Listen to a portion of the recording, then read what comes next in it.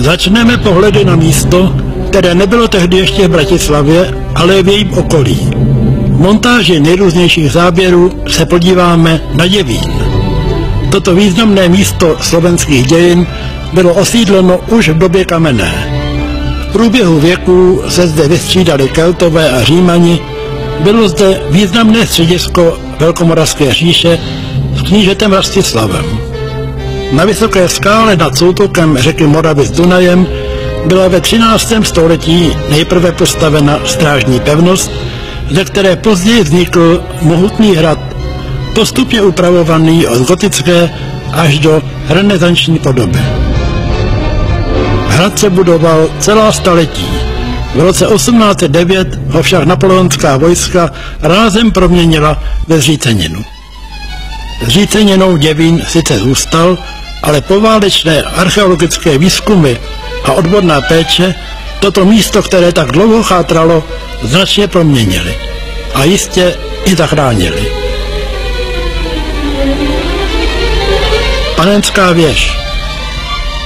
Sledujete záběry z různých dokumentárních filmů z 20. a 30. let minulého století, ve kterých se kameramani snažili tu skálu nad řekou a její okolí zachytit každý po svém. Jména těch kameramanů jsou většinou známá. Max Jonák, Jindřich Brychta, Jaroslav Tuzar, Karel Kopřiva.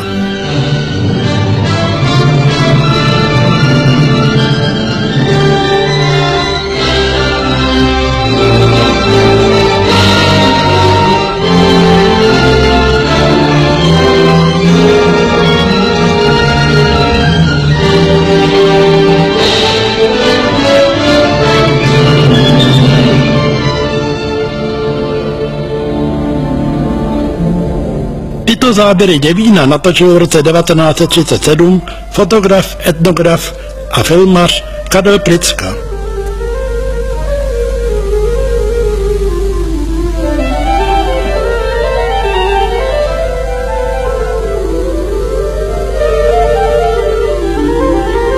Zříceniny navštěvovalo mnoho turistů a teplé vody Moravy lákaly v létě ke koupání.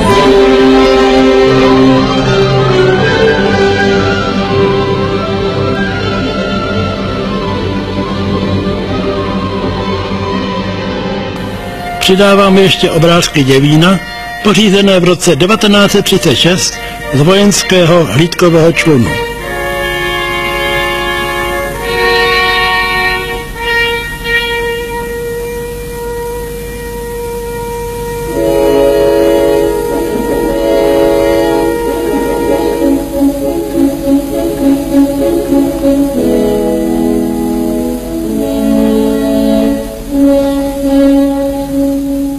Blížíme se k hlavní dominantě Bratislavy, hradu na skále 85 metrů nad hladinou Dunaje, který v roce 1811 vyhořel a téměř půl druhého století stál nad městem jako ruina.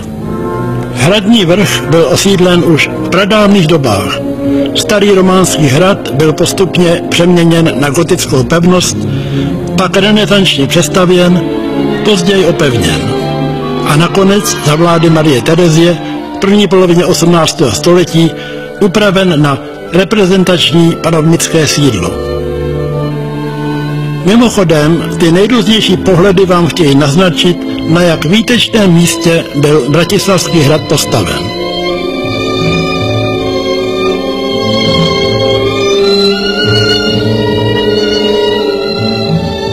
První filmové svědectví o stavu, v jakémž se hrad nalézal, přinesla v roce 1919 filmová společnost Biografia. Film, natočený za špatného počasí a dosti primitivním způsobem, ukázal dílo zkázy, o kterém ti, co vídali siluetu hradu jenom z dálky, neměli ani tušení. Je zázrak, že z těchto beznadějných sutin se podařilo hrad vzkřísit k novému životu. Rekonstrukce, na které se významně podílel český architekt Josef Pifle, proběhla v letech 1956 až 1968. Ještě několik doplňujících pohledů z roku 1933. Jedinými viditelnými obyvateli Zřícenin byli draví ptáci.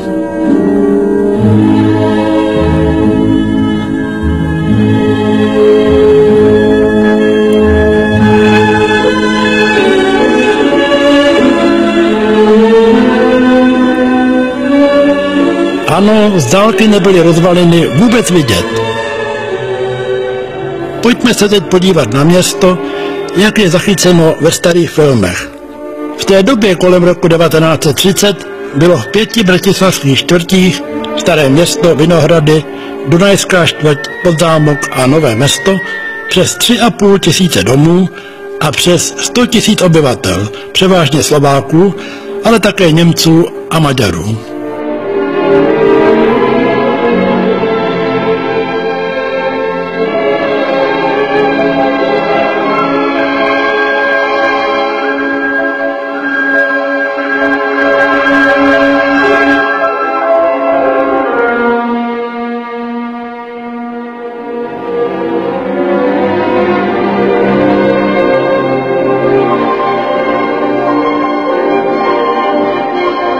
Panoramatický pohled z roku 1933 končí na věži domu svatého Martina. Gotický dóm ze 14. století byl postupně rozšiřován naposled v polovině 19. století. V letech 1563 až 1830 se v něm konaly korunovace uherských králů. Pěkné panorama, hrad, Dunaj a Martinský dóm. Raně barokní jednolodní kostel svatého Mikuláše z roku 1661. Kostel trinitářů aneb Nejsvětější Trojice. Krásná ukázka barokního stavitelství ze začátku 18. století. Kostel reformované kalvinistické církve, dokončený v roce 1913. Už zmizelá synagoga židovské náboženské obce neologů, postavená na konci 16. století v arabsko-maurském slohu. Teď se objeví cibulová věž barokního kostela Uršulinek z roku 1658.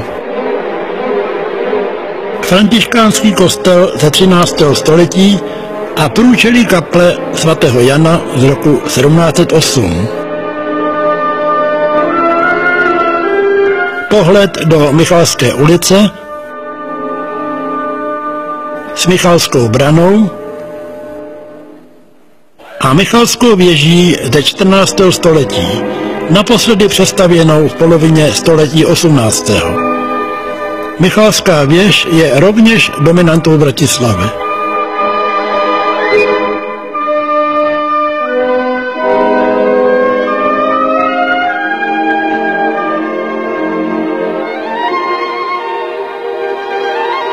Na celé řadě starých záběrů města je vidět tzv. Rolandova kašna z roku 1572 od Andreje Lutringera.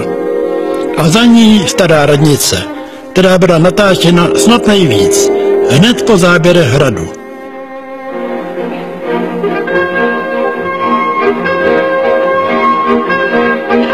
Vlastní budova radnice, původně obytná věž s opevněným dvorcem, pochází z druhé poloviny 13. století. Během různých úprav vznikla v roce 1581 ve vnitřním traktu pěkná renesanční poschodová arkáda.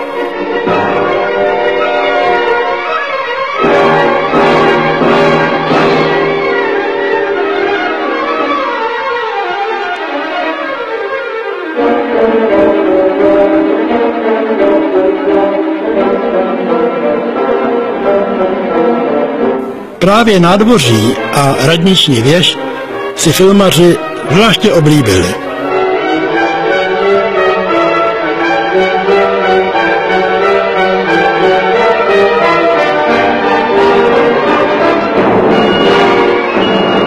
Průčelí primaciálního paláce, významné stavby z druhé poloviny 18. století.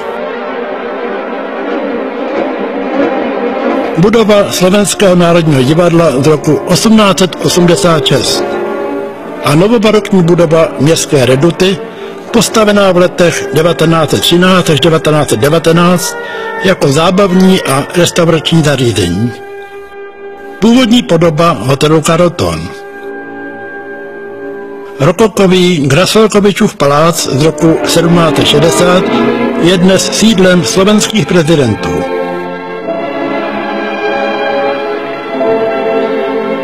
Letní arcibiskupský palác z poloviny 18. století. Z celé židovské čtvrti se zachoval jen měšťanský dům u Dobrého pastýře na nároží Židovské a Mikulášské ulice. Pochází z poloviny 18. století. Budova Slovenského národního muzea, které bylo stavěno v letech 1924 až 1928, původně pro zemědělské muzeum. Po roce 1930 začala se stará Bratislava rychle měnit. Vznikala celá řada moderních novostaveb. Toto období stavebního rozmachu si teď krátce připomeneme.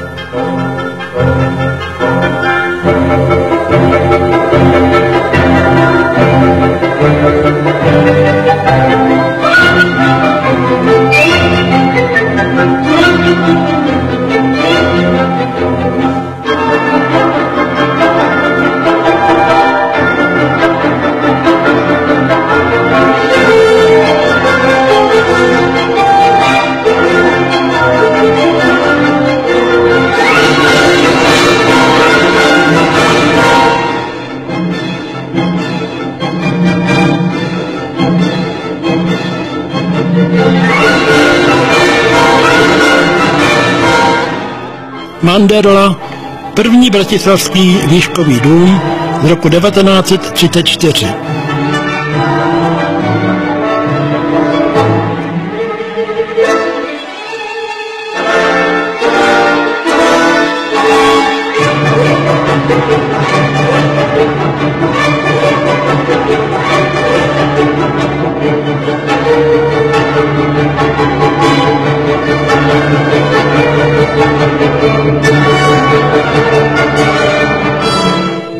Bratislavské trhy.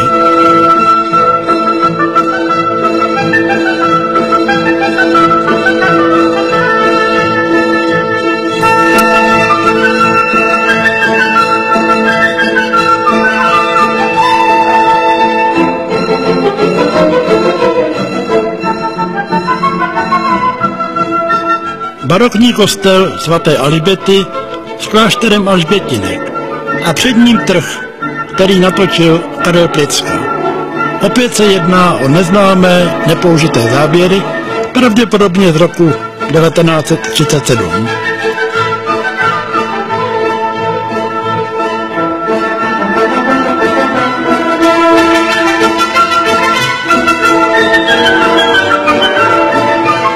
Nevím, zda tyto záběry trhu s jinými hrozny patří k těm předchozím, ale jsou pěkné.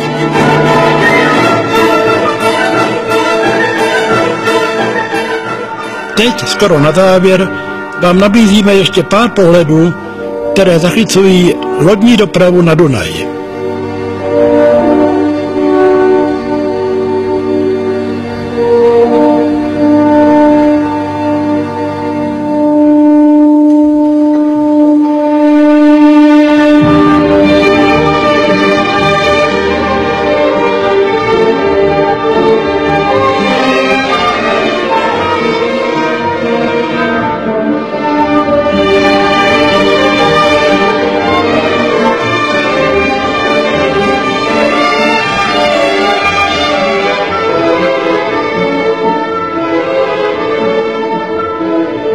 V pozadí budova muzea a most, tehdy Štefánikův.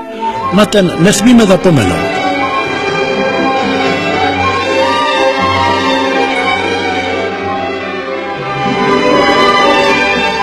Ocelový most na kamenných pilířích, dlouhý 460 metrů, vznikl v roce 1891 a byl pojmenován po císaři Františku Josefovi, který jej osobně otevíral.